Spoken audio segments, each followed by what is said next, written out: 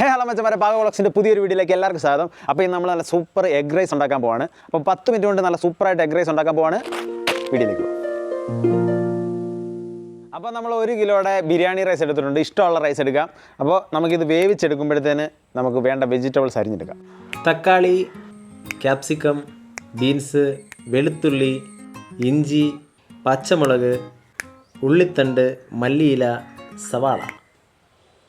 അപ്പോൾ നമ്മൾ എഗ് റൈസിന് വേണ്ടിയിട്ടുള്ള 8 മുട്ട എടുത്തിട്ടുണ്ട്. ഇതിലേക്ക് നമുക്ക് ആവശ്യത്തിനുള്ള മുളക് പൊടി ഇട്ട് കൊടുക്കാം. മുട്ടയ്ക്ക് വേണ്ടി മാത്രമുള്ള മുളക് പൊടിയാണ്. 1 ടീസ്പൂൺ മുളക് പൊടി, 1 ടീസ്പൂൺ കുരുമുളക് പൊടി, ആവശ്യത്തിന് ഉപ്പ് ഇട്ട് നമുക്ക് നല്ലപോലെ മിക്സാക്കി എടുക്കാം.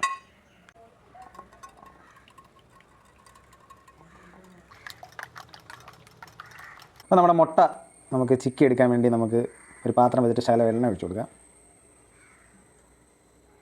ഇതിലേക്ക് നമ്മൾ മിക്സ് ചെയ്ത് വെച്ചിരിക്കുന്ന 8 മുട്ട അതിനകത്തിലേക്ക് ഒഴിച്ചു കൊടുക്കാം.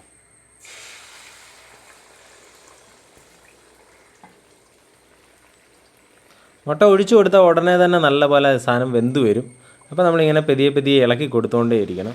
ഒരു വശം വെന്ത് വരുമ്പോൾ തന്നെ നമ്മളിങ്ങനെ ഇളക്കി കൊടുത്തുകൊണ്ടേ ഇരിക്കണം. അപ്പോൾ അത് ഇതേപോലെ പീസായിട്ട് നമുക്ക് കിട്ടും.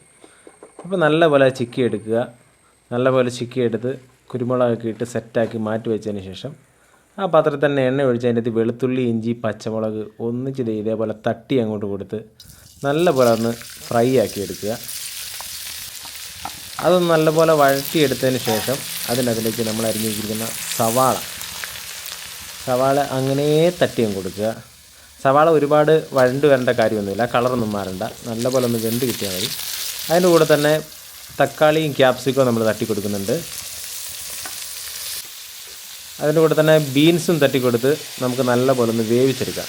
ഇതെല്ലാം ചെറുതായിട്ടൊന്ന് വെന്ത് വന്നാൽ മതി, ഒരുപാട് അങ്ങനെ വഴണ്ട് വരണ്ട. അതൊന്ന് വെന്ത് സെറ്റായി കഴിയുമ്പോഴത്തേനും നമുക്ക് അതിനകത്തിലേക്ക് ഉള്ളിത്തണ്ടൂടെ ചേർത്ത് കൊടുത്ത് നല്ലപോലെ ഒന്ന് മിക്സാക്കി എടുത്തതിന് ശേഷം നമുക്കിനി പൊടികൾ ചേർത്ത് കൊടുക്കാം.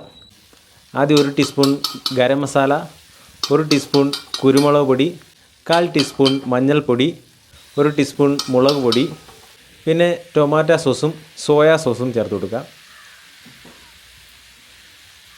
അതും ചേർത്ത് കൊടുത്ത് ആവശ്യത്തിന് ഉപ്പും ചേർത്ത് കൊടുത്തിട്ട് നമുക്ക് നല്ലപോലെ മിക്സാക്കി എടുക്കാം. മിക്സാക്കി എടുത്തതിലേക്ക് നമുക്ക് ഇനി നമ്മുടെ മുട്ട തട്ടി കൊടുക്കാം. മുട്ട തട്ടി കൊടുത്ത് നല്ലപോലെ മസാല പുരട്ടിയെടുക്കണം. ആ മുട്ടയ്ക്കകത്തിലെല്ലാം മസാല നല്ലപോലെ പിടിക്കണം. അപ്പോൾ ആ ചൂടോടെ തന്നെ നമുക്കത് നല്ലപോലെ മിക്സാക്കി എടുക്കുന്നുണ്ട്. നല്ലപോലെ മിക്സാക്കി എടുത്ത് സെറ്റായതിന് ശേഷം അതിലേക്ക് നമുക്ക് നമ്മുടെ റൈസ് തട്ടി കൊടുക്കാം.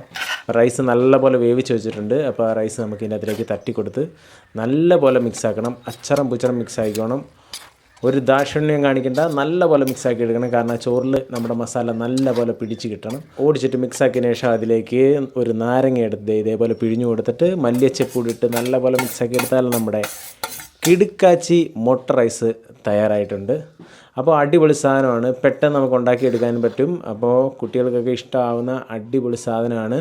അപ്പോൾ നല്ലപോലെ ഉണ്ടാക്കിയെടുക്കുക, സൂപ്പറായിട്ട് കഴിക്കുക. അപ്പോൾ നമ്മുടെ കിടുക്കാച്ചി മുട്ട റൈസ് തയ്യാർ.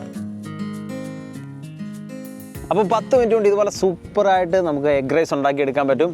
അപ്പോൾ ഇതുപോലെ ഉണ്ടാക്കി നോക്കുക, കമൻറ്റിൽ അറിയിക്കുക. അപ്പോൾ വീഡിയോ ഇഷ്ടപ്പെട്ടെങ്കിൽ ലൈക്ക് ചെയ്യുക, സപ്പോർട്ട് ചെയ്യുക, സബ്സ്ക്രൈബ് ചെയ്യുക. താങ്ക്